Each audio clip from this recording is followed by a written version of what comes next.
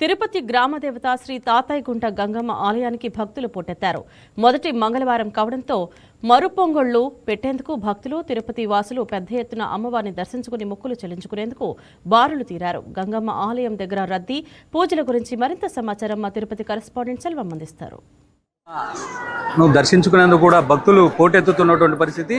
ఈ నెల 5వ తేదీ నుండి 12వ తేదీ వరకు కూడా ఈ తిరుపతి గంగ జాతర మహోత్సవాలను కూడా అంగరంగ వైభవంగా నిర్వహించినటువంటి పరిస్థితి. అనంతరం ఈ జాతర ముగిసిన అనంతరం కూడా మరో వారాలు కూడా మొదలవుతాయి. ఈ నేపథ్యంలో ఈరోజు మంగళవారం కావడం, అంటే మొదటి మంగళవారం కావడంతో కూడా భక్తులు పెద్ద ఎత్తున అమ్మవారికి తమ మొక్కులను చెల్లించుకునేందుకు కూడా నగరవాసులే కాదు సుదూర ప్రాంతాల నుంచి కూడా వచ్చి ఇక్కడ అమ్మవారిని కూడా దర్శించుకుంటున్నారు. ప్రస్తుతం మనము ఆలయ పరిసర ప్రాంతాల్లో కూడా ఉన్నాం, విజువల్ ద్వారా కూడా చూడొచ్చు. అంటే ప్రధానంగా ఒక గంగ జాతరే కాకుండా మరి 5 వారాల పాటు కూడా ఈ పొంగల్ని అయితే కూడా ఇక్కడ నిర్వహిస్తూ వస్తుంటారు. ఈ నేపథ్యంలో వచ్చేటువంటి భక్తులకు ఎలాంటి ఇబ్బందులు కూడా తలెత్తకుండా ఇక్కడ ఉన్నటువంటి పాలక మండలి కావచ్చు, అధికారులు కావచ్చు, ప్రత్యేక ఏర్పాట్లు కూడా చేసినటువంటి పరిస్థితి. ఈ నేపథ్యంలో భక్తుల మధ్య ఎక్కడ ఎలాంటి తోపులాటలు లేకుండా కూడా ప్రత్యేక క్యూ లైన్లు ఏర్పాటు చేసి భక్తులకు కూడా నిరంతరాయంగా కూడా దర్శనం అందించుకునే విధంగా కూడా ఏర్పాట్లు అయితే చేసినటువంటి పరిస్థితి. ఏదైతే ఇక్కడ పొంగళ్ళు పెడతారో వీళ్ళకి సంబంధించి ఇక్కడ దగ్గరలో ఉన్నటువంటి ఇందిరా మైదానం ఉంది,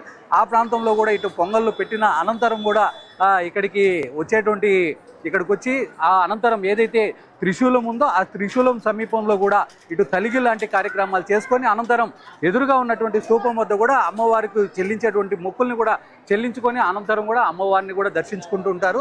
ఈ నేపథ్యంలోనే ప్రధానంగా అంటే ఒక గంగ జాతరలోనే కాదు, ఈ 5 వారాల పాటు కూడా ఇటు వచ్చేటువంటి భక్తులకు నిరంతరాయంగా కూడా ఇటు పాలు, నీళ్లు, మజ్జిగ లాంటివి కూడా ఇటు పాలక మండలి కూడా అందిస్తూ వస్తుందని కూడా మనం ప్రధానంగా చెప్పుకోవాలి. ఏదేమైనప్పటికీ దీనికి సంబంధించి కూడా ప్రధానంగా ఈ 5 వారాలు కూడా ఇదే విధంగా భక్తులతో ఈ తాతయ్యగుంట గంగమ్మ ఆలయం కూడా కోలాహలంగా ఉంటుంది. ఈ నేపథ్యంలో సంబంధించి అంటే గతంలో ఏదైతే ఈ జాతర మహోత్సవాలు స్టార్ట్ అవుతుందో అప్పటి నుంచి కూడా వివిధ వేషధారణలతో, అంటే రాయలసీమలోనే కాదు దేశంలో ఎక్కడ లేని ఆచారాన్ని కూడా ఈ ప్రాంతంలో పాటిస్తుంటారు. అంటే వివిధ వేషధారణలు కూడా వచ్చి అమ్మవారిని బూతులు తిడుతూ ఆమెని కూడా దర్శించుకుంటుంటారు.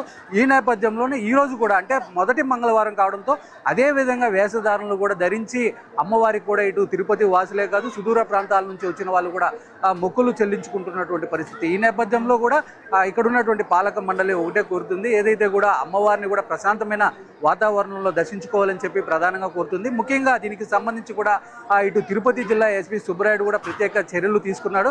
ఎక్కడ ఏదైనా కూడా అంటే చైన్ స్నాచింగ్ లాంటివి కానీ ఇంకా ఇతరత్ర కూడా ఏది ఇబ్బందులు తలెత్తకుండా ప్రత్యేక పోలీస్ ప్రొటెక్షన్ కూడా ఏర్పాటు చేసి నిరంతరం 150 సీసీ కెమెరాలతో కూడా వారిని పర్యవేక్షిస్తూ కూడా ప్రత్యేక చర్యలు తీసుకుంటున్నారు. మరోపక్క నగరపాలక సంస్థ ఆధ్వర్యంలో కూడా అంటే దీనికి ముఖ్యంగా శానిటరీకి సంబంధించి ఇక్కడ వచ్చేటువంటి భక్తులు ఇక్కడ తలిగి పెట్టి కూడా పక్కకి తప్పుకుంటుంటారు.